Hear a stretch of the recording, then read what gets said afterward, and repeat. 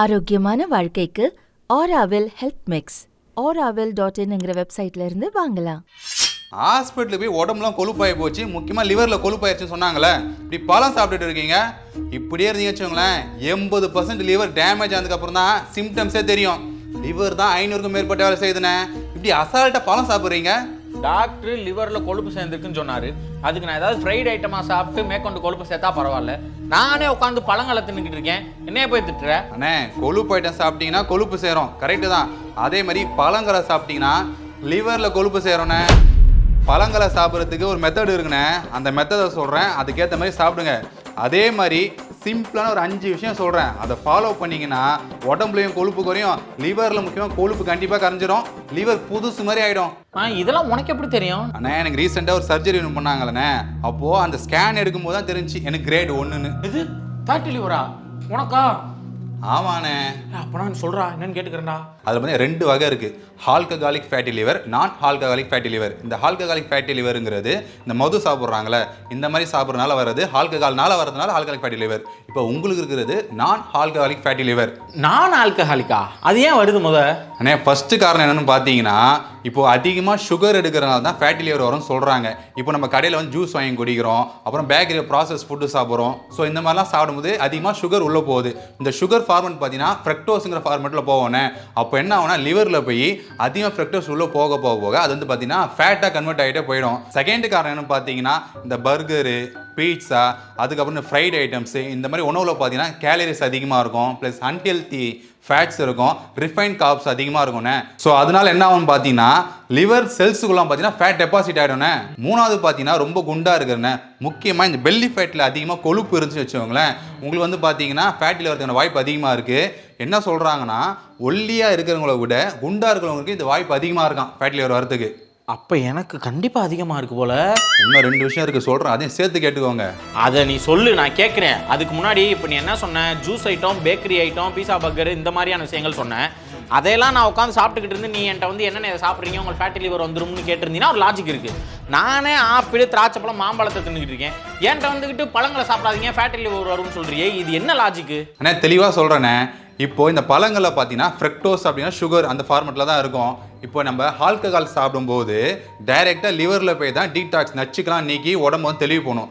அதே மாதிரி இந்த ஃப்ரக்டோஸும் பார்த்தீங்கன்னா டேரெக்டாக லிவருக்கு தான் போகும். அந்த லிவரால் மட்டும்தான் இதை டீடாக்ஸ் பண்ணி சரி பண்ண முடியும். ஸோ நீங்கள் அதிகமாக ஃப்ரக்டோஸ் உள்ளே எடுத்துக்கும் போது என்ன ஆகுன்னு பார்த்தீங்கன்னா, கொழுப்பு சேர ஆரம்பிச்சிடும்.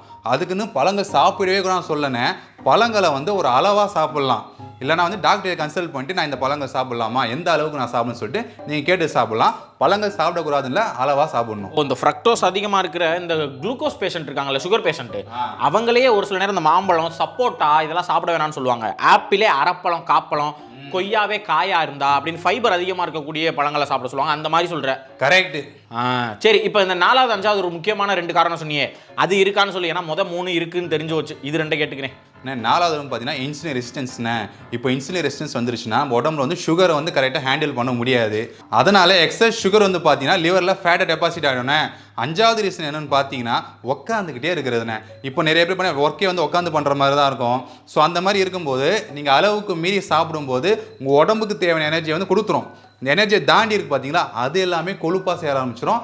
முக்கியமாக பார்த்தீங்கன்னா லிவர்லேயும் ஃபேட்டை டெபாசிட் ஆகுது வாய்ப்பு அதிகமாக இருக்குது. ஏப்பா, நீ சொல்கிற 5மே எனக்கு பொருந்தி போகுதேப்பா.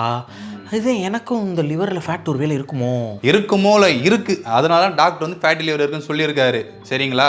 இப்போது வந்து நிறைய பேருக்கு இது இருக்கும், ஆனால் செக் பண்ணியிருக்க மாட்டாங்க. ஏன்னா ஃபேட்டி லிவர் நான் சொன்ன மாதிரி 80% லிவர் டேமேஜ் ஆனதுக்கப்புறம் தான் சிம்டம்ஸே தெரியும். ஸோ அதுக்கும் தெரியாது, வேறு ஏதாச்சும் நோய்க்குன்னு போயிருப்பீங்க, இந்த மாதிரி போகும்போது தான் அதுக்காக இதை பார்க்கும்போது இது தெரியும். சரிங்களாண்ணே? இப்போ என்ன மேட்ரு ஃபேட்டி லிவர் வருதுன்னு பார்த்தீங்கன்னா, இப்போ நம்ம வந்து கார்போஹைட்ரேட்டு, சுகர் இதெல்லாம் சாப்பிட்றோம்ல, இது சாப்பிடும்போது உடம்பு வந்து அதை குளுக்கோஸாக மாற்றி பிளட் செல்ஸ்க்கு அனுப்புவோம். இந்த குளுக்கோஸாக மாற்றி அனுப்பிச்சு எக்ஸஸ் இருக்குது பார்த்தீங்கன்னா, அதிகமாக சாப்பிடுவோம்ல, அதை லிவரில் வந்து கிளைக்கோஜன் சொல்லிட்டு ஒரு ஃபார்மேட்டில் வந்து சேவ் பண்ணி வச்சிரும். நம்ம சாப்பிடாம இருக்கோம், உடம்புக்கு எனர்ஜி தேவைப்படும் போது இந்த கிளைக்கோஜன்லேருந்து எடுத்து குளுக்கோஸாக மாற்றி திரும்பி உடம்பு எனர்ஜி கொடுக்கும். நீங்கள் அதே இருந்தாலும் திரும்பி சாப்பிட்டீங்கன்னா குளுக்கோஸாக மாறும், கிளைக்கோஜனாக மாறும், அடுத்த வழி இல்லாமல் ஃபேட்டாக மாற்றி ஸ்டோர் பண்ணி வச்சிரும். ஸோ இந்த மாதிரி அதிகமாக ஸ்டோர் பண்ணி வைக்கிறதா இந்த ஃபேட்டி லிவர்லாம் வரது காரணமே. சரி, இப்போ இது எப்படி மீண்டு வர்றது, ரிவர்ஸ் பண்ணுறதுக்கு ஏதாவது வாய்ப்புகள் இருக்கா? சிம்பிளாக ஒரு 5 விஷயம் ஃபாலோ பண்ணினா போதும். ஃபர்ஸ்ட் என்னன்னா இந்த ஃப்ரக்டோஸ் தான் காரணம்னு சொன்னாங்களா, அதனால இந்த சுகர் ஐட்டம்ஸு, இந்த பேக்கரி ஃபுட்ஸு, இந்த ஜூஸு இதெல்லாம் சாப்பிடாம இருந்தீங்கனாலே போதும். ஃபர்ஸ்ட் இதில் வந்து மீண்டு வந்துடலாம். ரெண்டாவது என்னன்னு பார்த்தீங்கன்னா ப்ரோட்டீன் அதிகமாக இன்டேக் பண்ணோன்னே, இந்த ப்ரோட்டீன் அதிகமாக சாப்பிடும் என்ன பண்ணணும்னா உடம்பு ஜீரணம் பண்ணுறதுக்கு எனர்ஜி அதிகமாக யூஸ் பண்ணும். அந்த எனர்ஜி தான் பார்த்தீங்கன்னா கேலரிஸ். ஸோ எனர்ஜி அதிகமாக யூஸ் ஆகும். இதை வந்து தெர்மிக் ஃபுட் எஃபர்ட்னு சொல்லுவாங்கண்ணே. ஸோ நீங்கள் உங்கள் வெயிட்டுக்கு ஏற்ற மாதிரி 84 கிலோனா 1 கிலோவுக்கு 1 கிராம் ப்ரோட்டீன் கணக்கில் 84 கிராம் ப்ரோட்டீன் வந்து டெய்லியும் சாப்பிடலாம். ஸோ நீங்கள் இப்படி சாப்பிடும்போது பார்த்தீங்கன்னா இந்த ப்ரோட்டீனை ஜீரணம் பண்ணுறது கேலரிஸ் அதிகமாக பர்ன் ஆகும். அதனால் கொழுப்பு வந்து கரையும். மூணாவது பார்த்தீங்கன்னா எக்ஸசைஸ் பண்ணுறேனே. எக்ஸசைஸ் ஜிம்முக்கு தான் போகணுமான்னு கேட்டிங்கன்னா கிடையாது.